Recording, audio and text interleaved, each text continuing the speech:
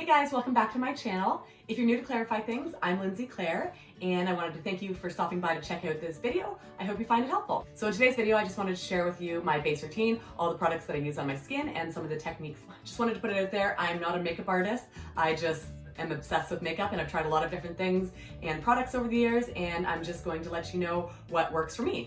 So I hope some of these products or tips could potentially work for you as well. One very important step is that you want to make sure your skin is well moisturized, because if you go applying products on top of dry skin, you're just not going to get the desired effect. So definitely make sure your skin's well hydrated, and let's get into it.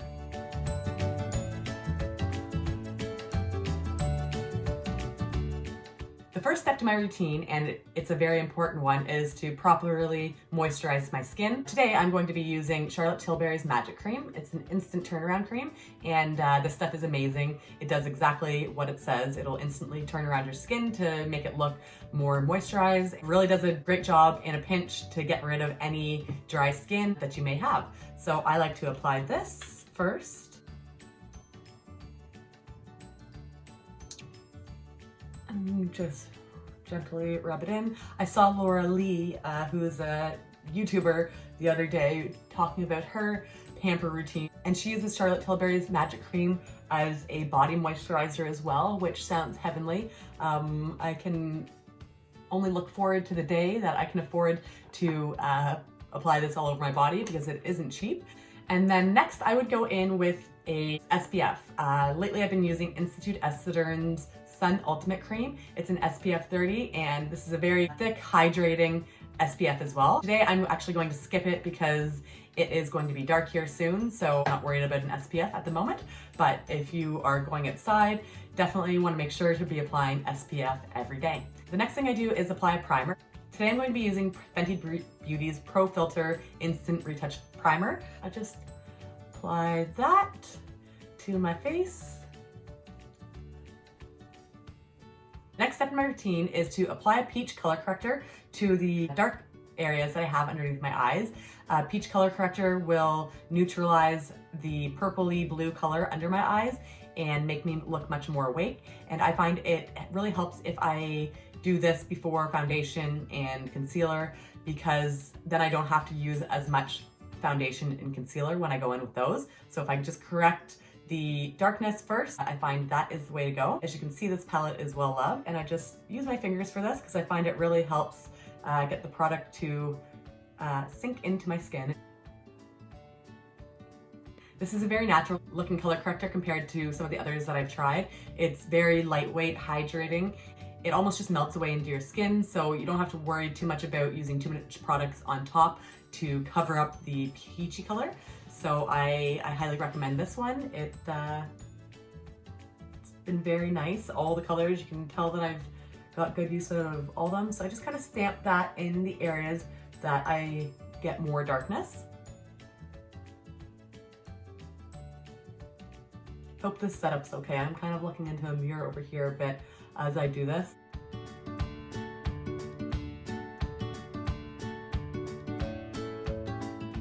I'm loving this palette. As you can see, I've used the green and yellowy shades quite a bit too. The green will neutralize redness, so I don't think this is completely necessary if your foundation has enough coverage to it, but I sometimes will go in and just apply it to the areas of my face that are a little bit more red. And yeah, that way I just don't have to put as much foundation or concealer on over top, and it creates more of a natural look. I'm getting some red spots there too.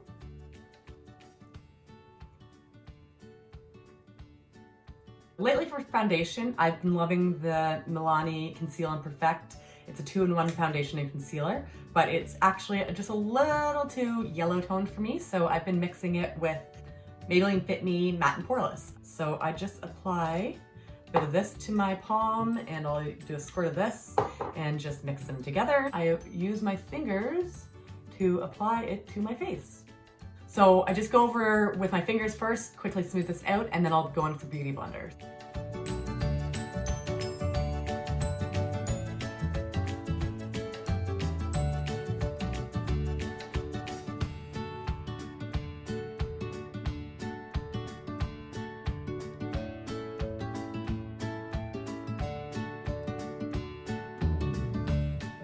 when I apply it to the areas that I put that color corrector, I'm very gentle in those areas. I try to use more tapping motions so that I don't rub the product off that I've already put on.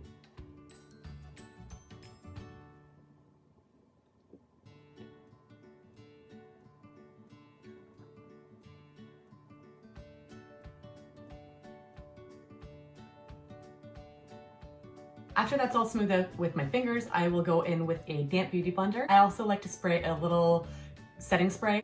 This one is MAC Fix Plus.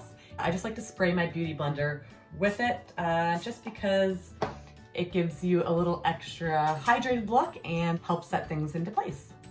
So I just tap, tap, tap away. And I try to leave my eye area for last. I do this because I find the longer the product gets to sit on my skin and dry out a little bit, less of it will be picked up as I go in with my beauty blender. Yeah, you get a little more coverage and you don't have to use as much product if you do it like this. So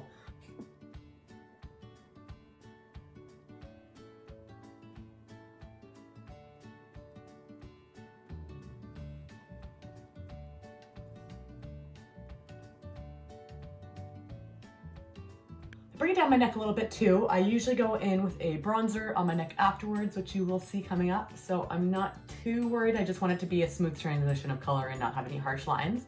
I'm not too worried if the foundation's all the way down my neck.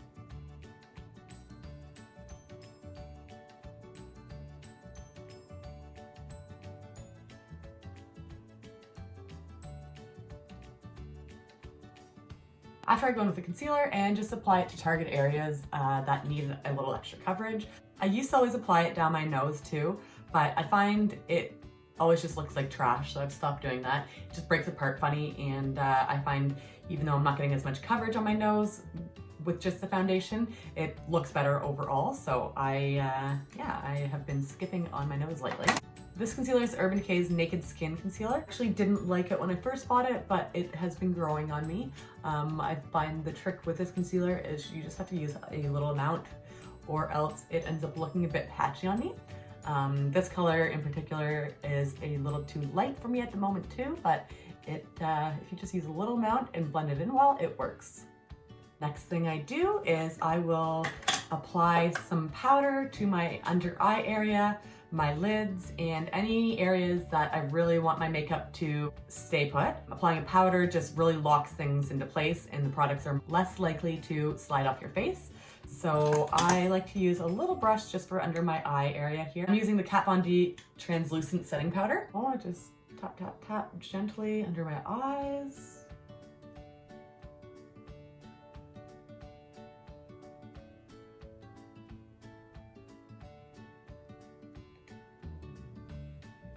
This powder is good because it doesn't make you look too dry.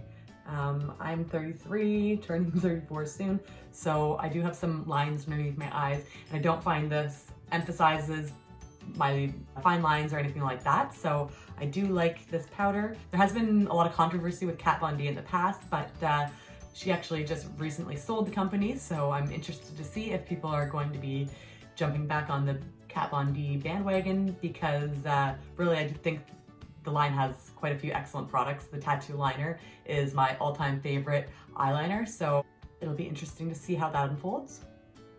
So where I put that concealer down here, and I'm just gonna tap a little bit more out. Then I'll just get a bigger brush and I'll apply a little amount of powder in areas that I want my foundation to really stay put. Using powder will mattify my face slightly, but since I use such hydrating products underneath for my base, my skin will still have a nice, healthy, natural skin looking glow to it. And then I'll just take what's ever left on my brush and go all over my face, because if your foundation is still fresh and a bit moist and you go in to apply a bronzer over top, it'll cling to areas that are a little bit more wet than the drier areas. So I just like to go over my entire face just to make sure everything is ready for my blush and bronzer. Now I'm going to bronze a bit. This is a bronzer that I found in the past year. It's Maybelline City Bronzer, and this bronzer is really amazing for fair skin. Most bronzers that I have used in the past are much more dark and pigmented, and I just have to use such a light hand when I'm using those. This is really nice because it is light enough so I can build it up and it doesn't look crazy right off the bat. So if you have fair skin, I recommend you checking out this bronzer.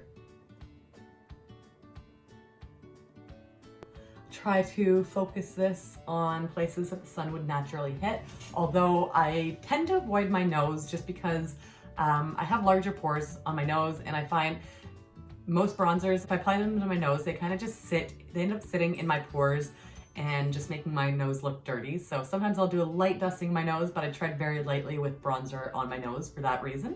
And the most of my bronzer ends up going on my neck just to marry my face and neck together. My neck is always extremely white. I like bigger, fluffier brushes. Often I use this one too for my neck because it just gets the job done very quickly.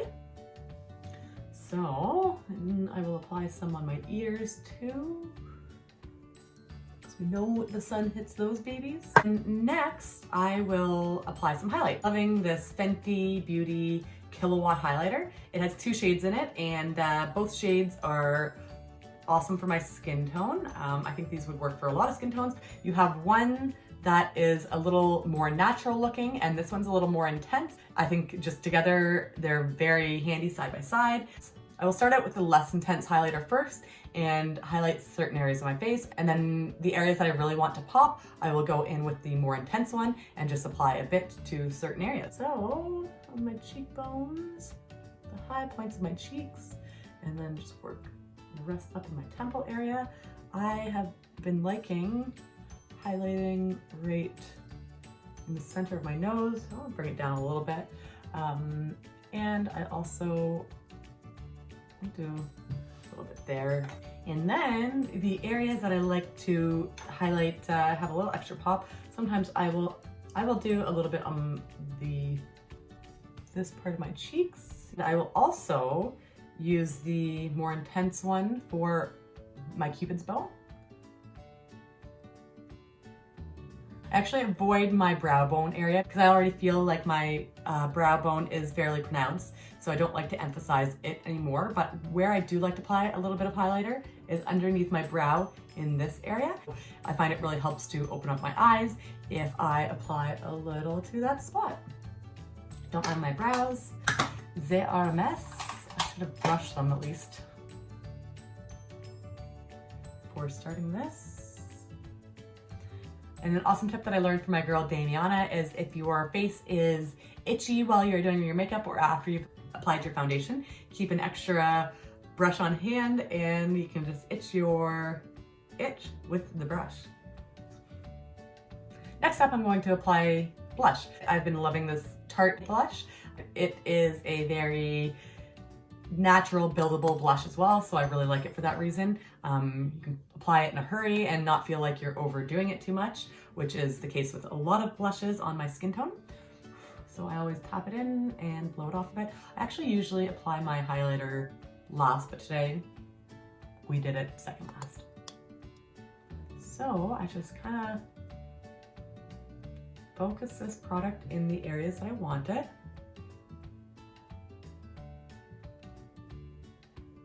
And drag it upwards.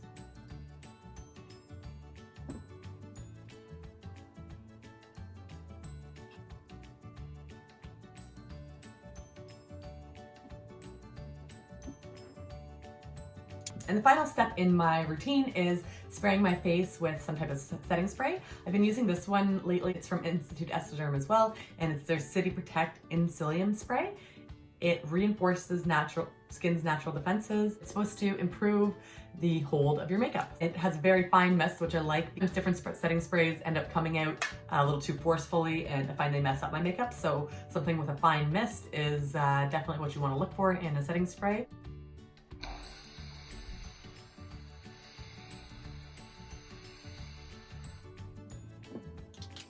Oh, it smells so fresh. I try not to crease my eyes too much right after doing that, and I try to have something that I can fan my face with to just dry it out. I know you can see a lot of my freckles and imperfections through my foundation still, but that's kind of what I go for on a daily basis because I want my skin to still look like mine, but just better.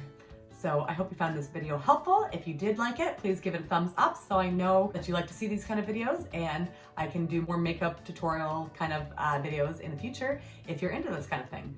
So thank you so much for watching this video, and I hope to see you next time. Thanks.